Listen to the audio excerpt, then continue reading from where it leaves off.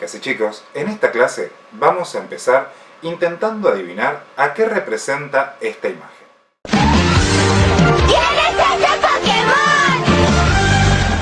Me imagino que todos, o la gran mayoría de ustedes, ha dicho que se trata de un átomo. Más o menos. Pero en realidad es uno de los tantos modelos atómicos que se han presentado a lo largo de la historia. Y es que el concepto de átomo, como constituyente de la materia, surgió hace más de 2000 años en la antigua Grecia. Entre los siglos 5 y 4 a.C., los filósofos Leucipo de Mileto y Demócrito de Abdera, utilizando únicamente el razonamiento lógico, concluyeron que, si a un material lo rompemos constantemente, como por ejemplo una piedra, va a llegar un momento en que una de sus partes no se va a poder romper más, y a esa parte, que no va a poder romperse, la denominaron átomo. De hecho, átomo significa que no se puede dividir. Esta teoría atomista no solamente decía que los átomos no se podían dividir, sino que además concluía que los átomos eran eternos, o sea que existían siempre, y además que los átomos se movían entre el vacío. También consideraban que los átomos se diferenciaban entre sí en su tamaño y en su peso, y que según la forma en que se combinasen estos átomos, se formaban todos los compuestos conocidos. Los demás filósofos de la época consideraban que Leucipo y Demócrito eran extremadamente materialistas, y no estaban muy de acuerdo en considerar que todo lo existente podía reducirse a tamaños, números, pesos y formas, porque se dejaba de lado el aspecto espiritual y religioso de la época. Además, respetados filósofos como Platón o Aristóteles consideraban como otros que todo lo que existía estaba formado por la combinación de los 4 elementos fundamentales: agua, fuego, tierra y aire. ¡Soy el Avatar! ¡Acéptalo, amigo!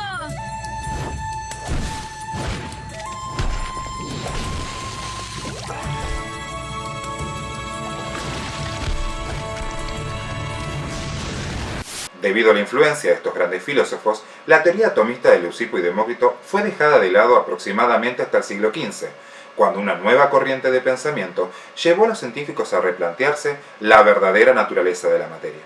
Pero debido a que los átomos no podían verse, ya que su tamaño, extremadamente pequeño, superaba las capacidades de cualquier microscopio, no fue sino hasta 1803 que se consideró al átomo como la partícula constituyente de la materia. Y esto fue gracias al científico inglés John Dalton. ¡Qué agradable sujeto! Dalton fue consciente de la necesidad de encontrar un modelo que explicase el comportamiento de las sustancias cuando reaccionaban químicamente. Por ejemplo, los científicos de la época sabían que al quemarse una hoja, el peso de las cenizas era menor que el de la hoja antes de quemarse, pero ninguno de ellos sabía explicar por qué. Nunca lo sabremos. Dalton, rescatando los conceptos de Leucipo y Demócrito, imaginó que cuando una reacción química ocurre, parte de los productos puede permanecer en estado sólido o líquido, pero otra parte puede escaparse en forma de gas, haciéndole perder masa a la sustancia. Esto solamente lo pude explicar pensando que esa masa que se perdía eran en realidad átomos, que se escapaban del sistema. Su modelo atómico retomaba las ideas de que los átomos son indestructibles y eternos, pero además explicaba que los átomos de un mismo elemento son todos iguales entre sí, pero difieren de los átomos de un elemento distinto. ¿Entiendes, verdad? Ni un poco. Por ejemplo, los átomos del elemento hidrógeno son todos iguales entre sí, pero son diferentes de los átomos del elemento oxígeno. También decía que los diferentes compuestos eran el resultado de la combinación de átomos iguales o distintos en diferentes proporciones. El éxito del modelo de Dalton en la comunidad científica no se debió a grandes experimentos, sino más bien a la simpleza del modelo.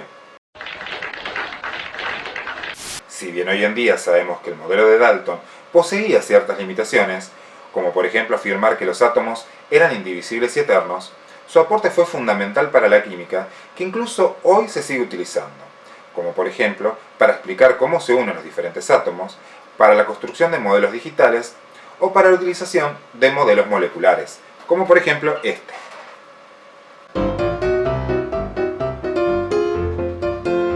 Durante los años que siguieron a Dalton, hubo muchísima experimentación acerca de los efectos de la electricidad en los distintos materiales. No era algo nuevo para la comunidad científica que la materia era capaz de ganar o perder electricidad, ya que en el 600 a.C., el filósofo Tales de Mileto comprobó que al frotar un trozo de ámbar con una piel, este era capaz de atraer, como si fuera un imán, pequeñas plumas. Se hizo necesario entonces la creación de un nuevo modelo atómico que explicase los fenómenos eléctricos, ya que el modelo de Dalton no lo hacía. En el año 1875, el científico inglés William Crookes creó el tubo de rayos catódicos. Este aparato consistía en un tubo de vidrio con diferentes gases en su interior, al que se le pasaba electricidad de un extremo al otro. Gracias a este equipo, fue posible que en 1897 el físico inglés Joseph Thomson pudiera descubrir la existencia de los electrones, a los que llamó corpúsculos.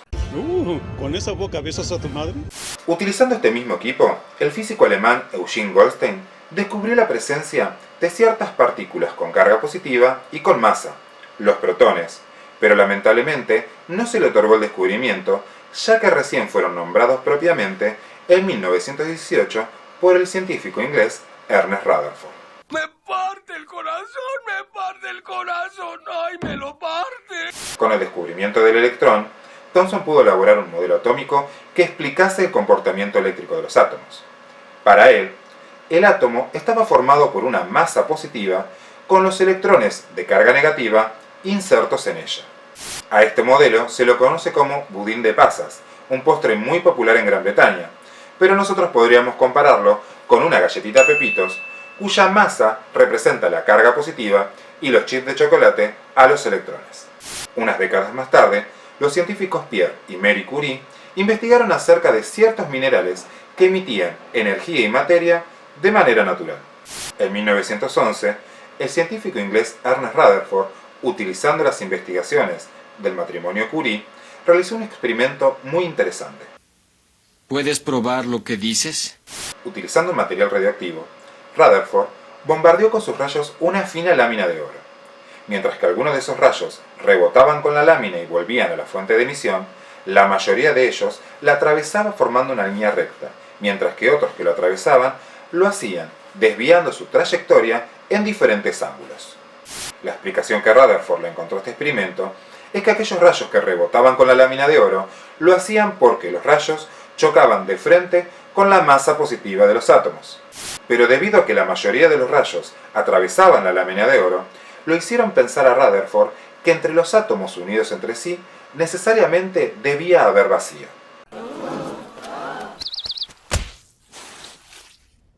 Este modelo enfrentó dos grandes problemas. Por un lado, la ley de cargas establece que cuando dos partículas tienen las mismas cargas, éstas se repelen, pero cuando sus cargas son opuestas, se atraen. Por lo tanto, el electrón, que tiene carga negativa, debería ser atraído hacia el núcleo del átomo, que es positivo, y generar el colapso del átomo, pero eso es algo que no ocurre.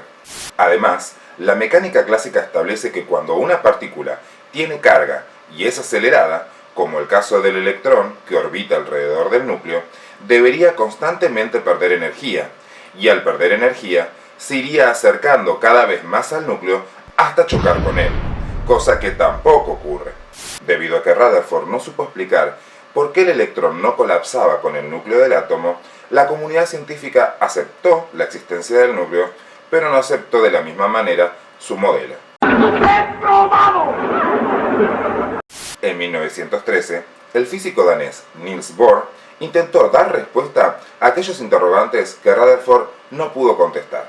Gracias a los aportes de otros científicos como Albert Einstein o Max Planck, Bohr pudo elaborar un nuevo modelo que explicaba que los electrones se encontraban en diferentes niveles de energía, capas u órbitas, y que eran capaces de absorber energía y ascender a un nivel superior, o de perder dicha energía y volver a su estado original. Además explicó que los electrones se mueven por dichas órbitas sin perder energía, como predice la mecánica clásica, debido a que tienen un movimiento rotacional propio que lo acelera constantemente, y se conoce como momento angular. La comunidad científica aceptó muy bien este modelo, ya que además de explicar aquellos interrogantes que Rutherford no supo resolver, encontraban en el nuevo modelo atómico una similitud con el sistema planetario, donde el núcleo podía ser comparado con el Sol y los electrones podían compararse con los planetas. A este modelo se lo conoce como modelo planetario. ¡Qué casualidad! En el año 1932, el físico inglés James Chadwick descubría el neutrón, y con esto se completaba la estructura interna de los átomos. Durante los siguientes años, científicos como Louis de Broglie, Broglie, Werner Heisenberg o Erwin Schrödinger realizaron diferentes investigaciones que llevaron a la creación de un nuevo modelo atómico, denominado modelo mecanocuántico, modelo que se considera vigente en la actualidad. Sin embargo, el modelo de Bohr no fue descartado completamente, sino que sigue siendo un modelo muy útil para conocer tanto la estructura del átomo como la distribución de los electrones y cómo interactúan con la energía. Como habrán escuchado en este largo relato, el modelo atómico no surgió de la noche a la mañana, sino que fue producto del arduo trabajo de innumerables científicos, tantos de aquellos que le dieron su nombre tanto a modelos como a las partículas, como de una cantidad impresionante de científicos sin nombre que trabajaron junto a ellos incansablemente para que hoy podamos conocer cómo es la estructura interna de un átomo. Sí, bueno, ¿quién tiene hambre? Además, esta historia nos demuestra que la ciencia no es algo inamovible e incuestionable, sino todo lo contrario. La ciencia va encontrando respuestas a preguntas del momento, que son provisorias, y solo tendrán validez hasta que surja una nueva pregunta. Ahora les voy a presentar la actividad de la semana. ¿Alguien, por favor, quiere pensar en los niños? Lo primero que vamos a hacer es construir una línea del tiempo que incluya la información más importante acerca del descubrimiento del átomo, su estructura interna y las partículas subatómicas. Recuerden que no toda información es importante y datos como nacimientos, entregas de premio o fallecimientos no son muy importantes y no es necesario incluirlos en la línea. Por otro lado, vamos a elaborar un mapa conceptual acerca de los diferentes modelos atómicos que se vieron en este video, haciendo referencia a sus características, sus postulados y las limitaciones que presentaban. Recordad que un mapa conceptual tiene una estructura característica, donde la información más importante se encuentra en la parte superior y desciende en orden de importancia, siempre de forma sintética. Finalmente, vamos a hacer una representación artística de un átomo, utilizando lo que tengan en sus casas. Pueden usar témperas, lápices de colores, plasticola, brillantina, fideos, lo que ustedes quieran. Esto es todo por esta semana, nos decimos hasta luego y recuerden, quédense en su casa, cuídense y nos veremos pronto. ¡Adiós!